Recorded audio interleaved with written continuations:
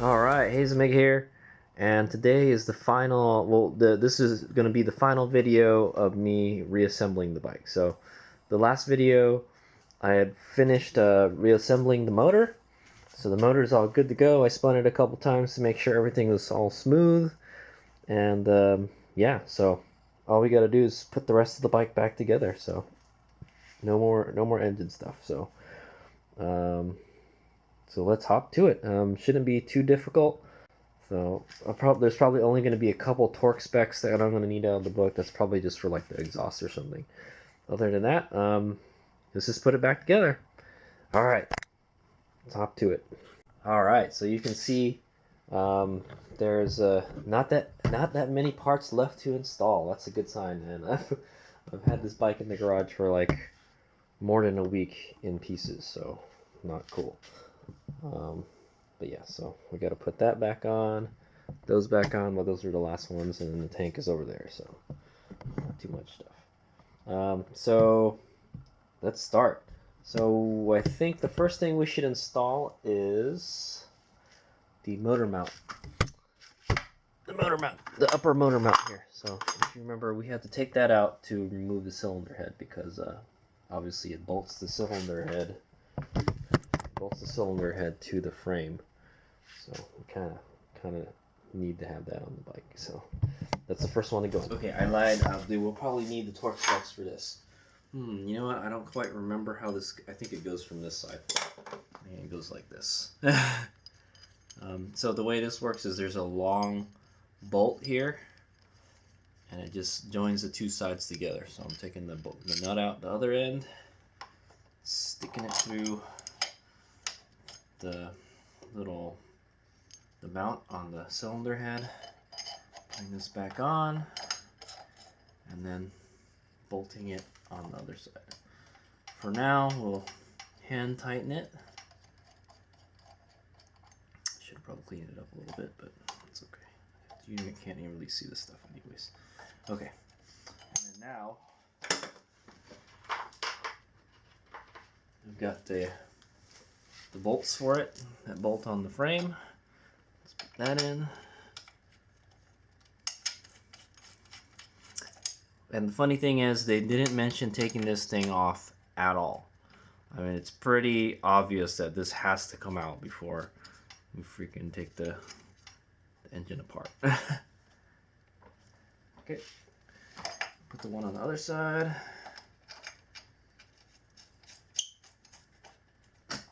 Okay, I don't think we have to put any kind of Loctite on this. It's having some trouble going in already. I wonder if some of these are longer than others.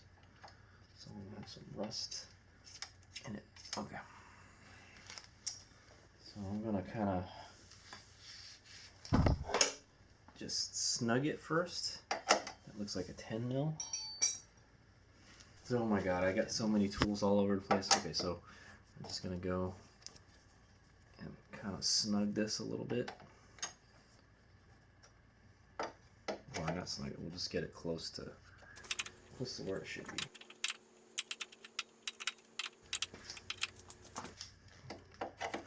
Very straightforward. Okay, so these engine bracket bolts is what it's called. I had to really dig into the manual to find them. It's actually in the beginning of the book where the torque specs are, and then there's a section just for taking the motor removal and installation. That's where I found it. So it's 21 foot-pounds is what it is. So I got my torque rod set to 21 foot-pounds right here. And away we go. Okay.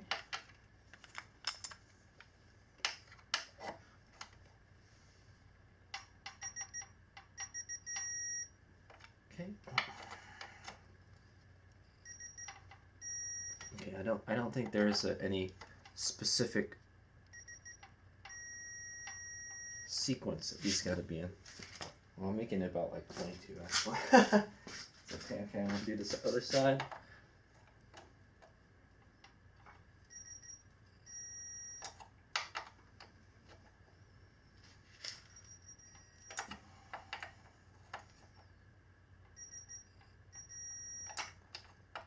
That's where I get my money's worth for my torque wrench. Okay, done it twice for those, and then now what we got to do is do the nut on the other side, which is a 14. Okay. So I'm gonna hold it on this side with the wrench, and it's actually, the torque is 36 foot-pounds, I think. Yeah, 36 foot-pounds. So I'm gonna set it for 36. 36.1, close enough. All right.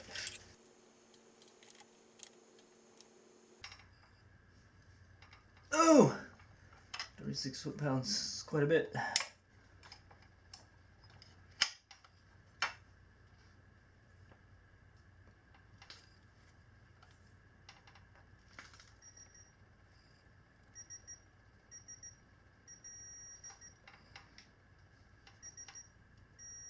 Okay. All right, there it is. Engine mount installed. Alright, there's the first step. You can see the bolt goes all the way through, and it mounts right here. And then these are the ones that mount on the frame. Alright. Okay, so next thing I'm going to install is a new spark plug. The old one was kind of dirty, so let's go put a new one in. I've got 3 of them for some reason, so I don't think these need to be gapped either. So, but you know what? You can check. Okay, so I just checked the book, and it's 0.02 inches to 0.03 inches, and I checked all the gauges. I mean, the gauges, and it was like 0.025. So it's in between 0.2 and 0.3. So, but that's what I expected. Pretty much, you can just install it right out of the box. You don't need to do anything other than put some anti-seize on it. Okay, so here's my good buddy anti-seize compound. We'll go put some of that on the spark plug,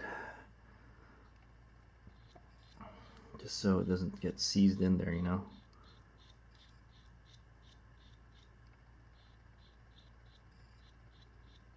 Okay. Let's put it in by hand first. If you remember, it's a 16 millimeter. It's a very odd sized socket. Okay, I don't torque my spark plugs. I just use a small ratchet here so I don't make it too tight. So there's a crush washer that you gotta crush first.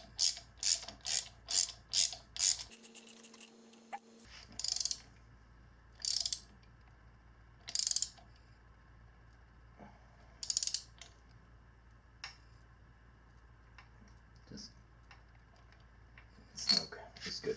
There you go. All right. I'm gonna go put that back. Oh, you know what? I messed up. I was supposed to put this. I was supposed to put this here. I forgot about that. This is the kind of the ground for the my hour meter. So I'm gonna go ahead and put that back. Put that by spark plug installed. Okay, so for my next trick, we're gonna go install the exhaust. It was pretty easy getting it off. Hopefully it's pretty easy getting it on. Alright, so basically, just try to get this kind of situated here. I'm just going to slide this into the exhaust pipe. I should probably just put some anti-seize on that. Okay, let's wiggle it a bit. If you remember correctly, this was like one of them was coming loose. I got a little pack of Denso. I got this for a freaking what was it? Exhaust oxygen sensor for a car. I'm just gonna kind of slather this around here a bit. Just try to get some in the front of it, you know.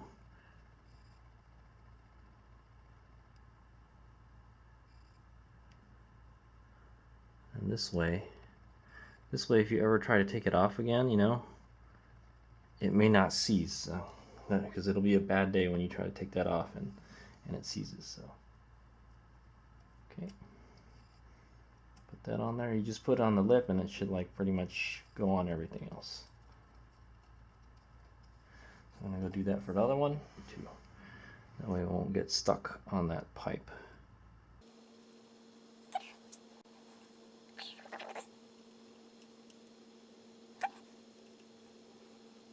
Okay, I'm gonna tighten it initially tighten it with this. I can get this in there. Yep. Okay, I think it's called exhaust pipe holder nuts, and it says it's 11 foot-pounds. Not a lot. So I'm gonna go set my torque wrench. Okay. I know that the thing is in the way, but alright, so this should be 11 foot-pounds. Okay, this one fits fine.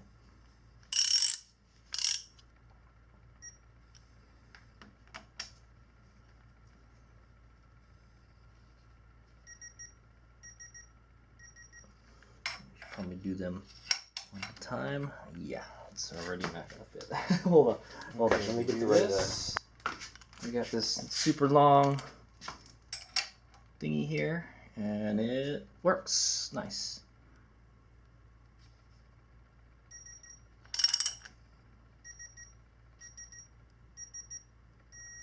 Okay, one side.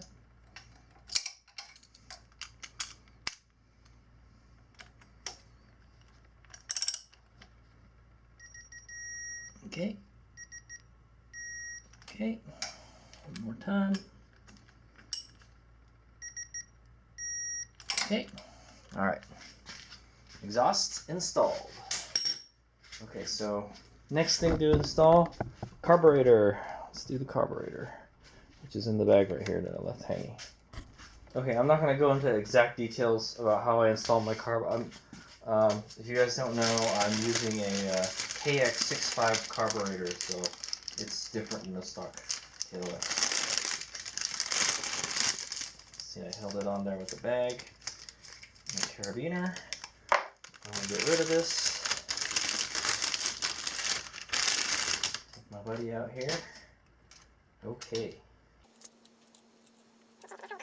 So I think the first thing we should do is get it into intake pipe. So let's go. Okay. So I'm gonna attempt to install the carb. That carb is actually not that hard to install because you can adjust the length of the intake pipe. This comes in very handy. So let's install. Let's try the front first.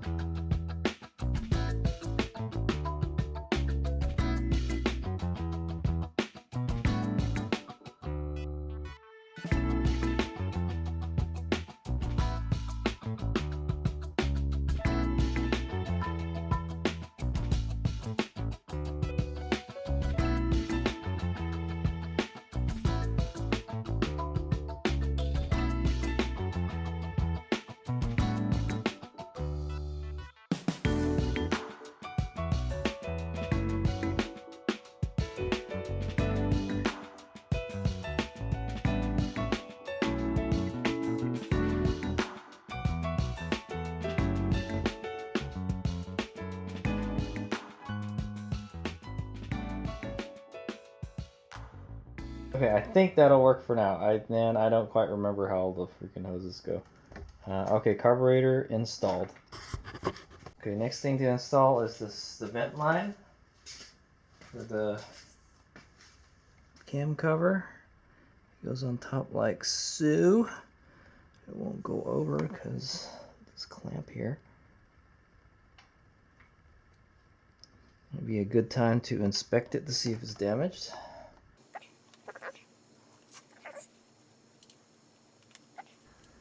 And I got my little catch can here.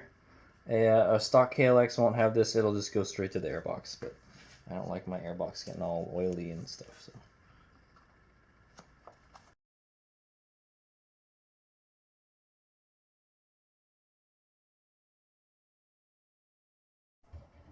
Okay, next is the gas tank.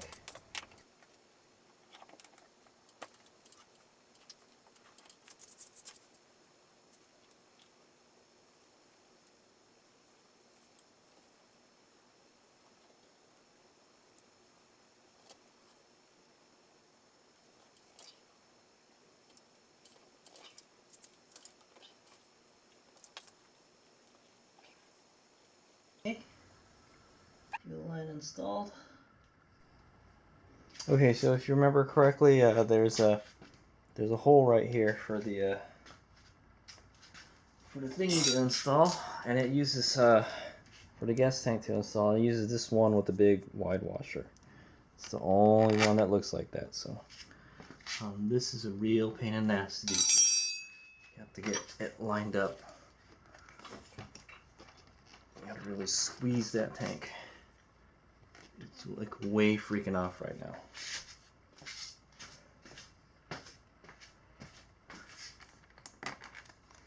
Way off. I don't even see it in this. I don't even think this gas tank is on properly yet.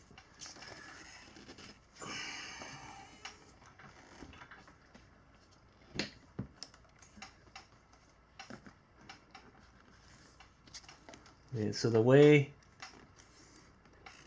I've done this in the past is I put the bolt in the front first, and then I push the tank forward. It makes the tank kind of like warp a little bit so it'll fit.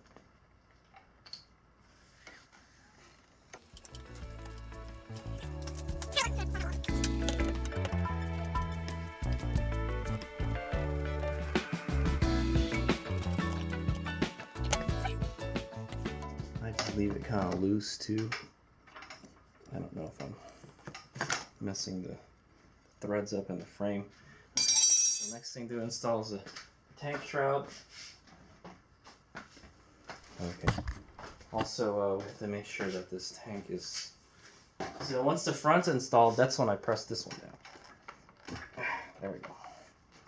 And then it kind of squeezes the tank like that. I don't think it's good for the tank. I wish it would just install like it's supposed to, you know. Maybe if you get the tank hot enough, it'll stay that way, you know. Okay, so take the gas cap off, put the cover on, back on. There's 2 bolts here. I think you can use any bolts. I think they're all the same. These little 8mm dealies.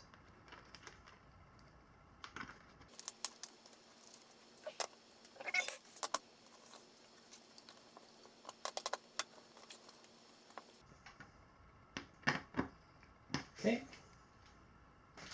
We'll go install the rest of the bolts. So I tell you now, these are a real pain in the ass to install. The ones on the side here, because they never line up. They never want to line up. The best thing to do is to get a driver. To get a driver like this, make sure it lines up in the hole first. Just look at it, squeeze, and put it in. I know I made it sound like it was really hard, but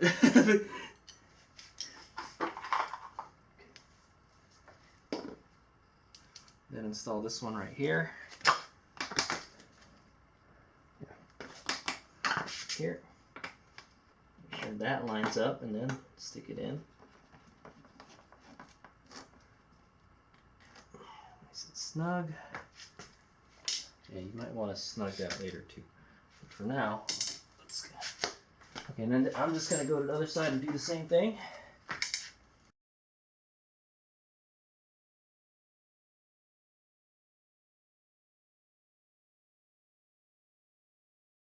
Okay, last thing to do is install the seat. So there's a little place to put this little peg in here. Make sure you get that in there first. Okay, just press it down. Try to line up the holes in the back.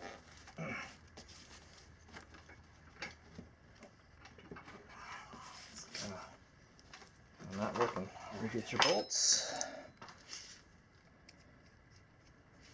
Okay. Make a hole. Put the nut on the other side.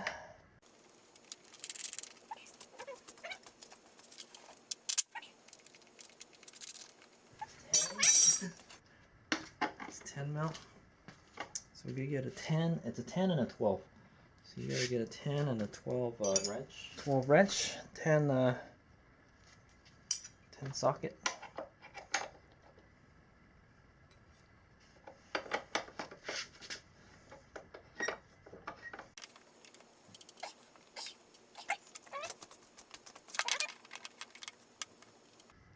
Okay.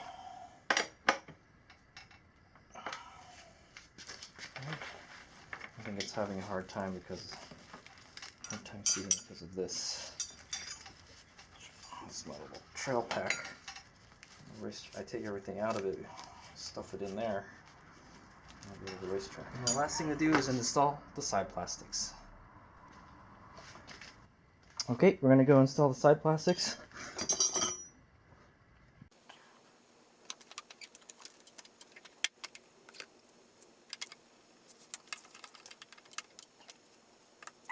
Okay, last side plastic.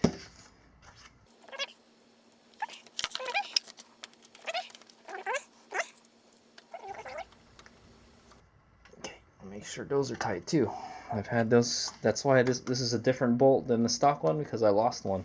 That's it. We're done. All right, so that's it. All right, that's it. So the bike is back together again.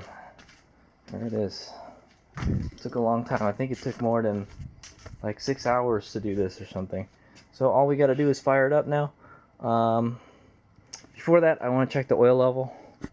I have this guy safety wired, so I'm gonna go cut that and we'll check the oil. But that's the last thing I'll do. I kind of don't like how this hose is sticking out here, man. Yeah, I'll figure something out with that. Yeah, so there it is, all done. Took me a little more than a week, almost a week and a half to get this done. So yeah. All right, so the next video we're gonna go fire it up, and we're gonna go over the break-in sequence. It's pretty simple to break it in. I read the owner's manual, so it only takes 1 hour. That's what it says. But we're just gonna break it in over the course of the next couple days, and then when we get to the track, I'll break it in by just riding around the track. Actually. All right, so I hope you guys have enjoyed. The bike is all back together now. The next video will be on starting the bike up and breaking it in. Hopefully it fires up no problem. Yeah, and it'll be awesome, hopefully. All right, here's me go. Okay, and now I can finally clean up all these tools in my garage. They're just all over the place, man. All over the place. Look at that. Okay. All right, here's me go. And I stepped on my anti-seize compound, the high exhaust temp stuff. Damn it, that's the hard to get stuff, man. I don't have that much of it. All right, here's we go.